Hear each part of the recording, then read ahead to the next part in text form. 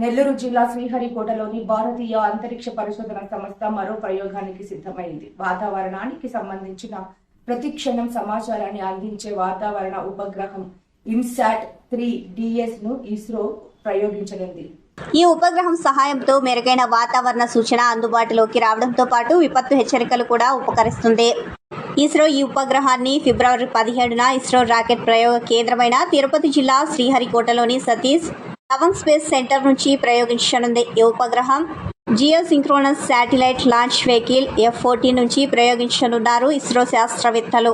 ఇందుకు సంబంధించిన ఏర్పాట్లు శరవేగంగా జరుగుతున్నాయి. నెల్లూరు జిల్లా శ్రీహరికోటలోని షార్లో GSLV F-14 రాకెట్ ప్రయోగానికి సంబంధించిన పనుల్లో శాస్త్రవేత్తలు నిమగ్నమయ్యారు. షార్లోని రెండో ప్రయోగ వేదిక వద్ద ఇప్పటికే 2 దశల అనుసంధాన పనులు పూర్తి కాగా 3వ దశ పనులు జరుగుతున్నాయి.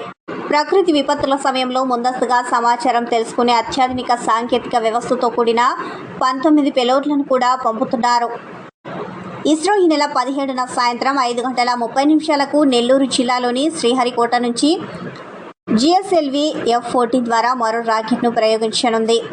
ఇన్సాట్-3 DS వాతావరణ ఉపగ్రహాన్ని జియో సింక్రోనస్ ట్రాన్స్ఫర్ ఆర్బిట్లో ప్రవేశపెట్టనుంది. GSLV 3 దశల లాంచ్ వెహికల్ అని ఇది 51.7 మీటర్ల పొడవు, 420 టన్నుల బరువు ఉంటుందని ఇస్రో శాస్త్రవేత్తలు వెల్లడించారు.